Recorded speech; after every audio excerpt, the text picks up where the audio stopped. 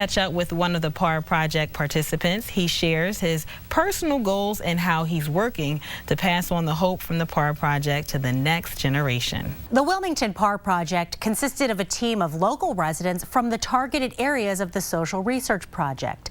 Among those surveyors was Daryl Chambers, a man who has seen the best and worst of his community.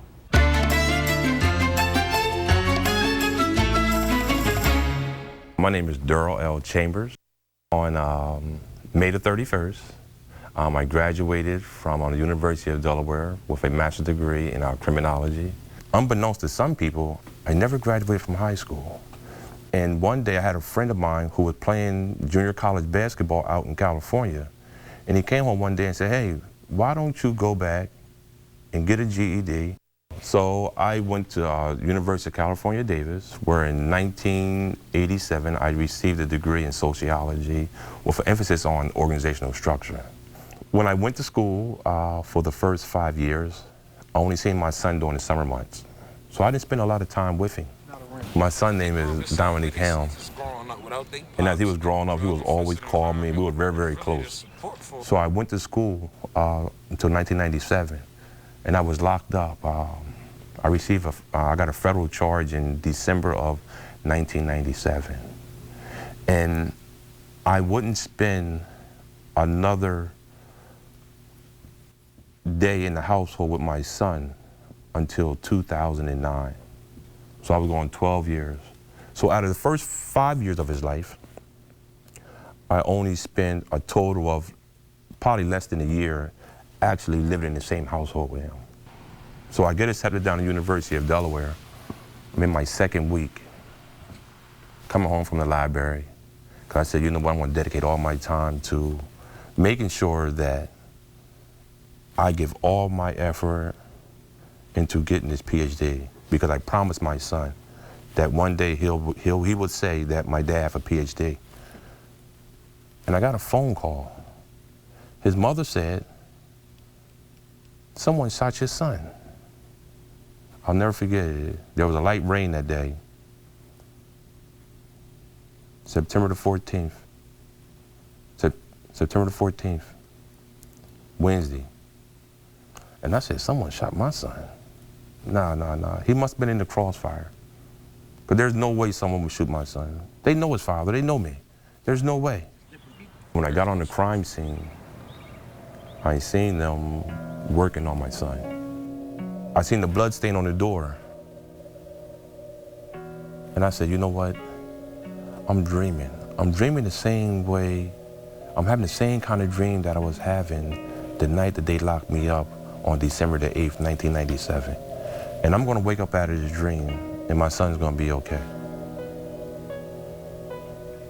And I can say to this day, I'm still in that dream.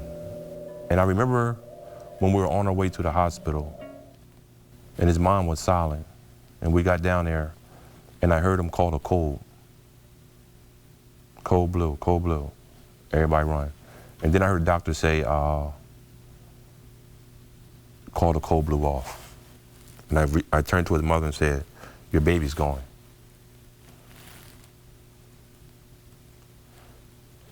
She put her head down and she said to me, she said, "This is where the revolution begins." She said that you need to make sure that your son's death is not in vain. Meaning that we don't need no physical revolution. We need a spiritual revolution. We need a social revolution. We need a cultural revolution. We need an economic revolution. And there's no better person to lead this fight. She said, "Why are you surprised? You advocate that people shouldn't retaliate when something happens to their loved ones. You talk about, and people call you when things happen to other people's children, and you come there and you successfully navigate that stuff. And you tell people when their child has been hurt, killed, or maimed, that you shouldn't retaliate. So for all the things that God has done for you, why shouldn't he test you?" He was a smart kid who just graduated from high school and had tried to enlist in the Navy. and he failed the test because he had bad eyesight. And, you know, I don't do a lot of, oh, what if and what happens, because my faith doesn't call for that. It said that whatever happened will happen. It's all according to a certain decree, and there's nothing I could do to change that. So I stand by that. So I don't question that right there, because my son made the ultimate sacrifice.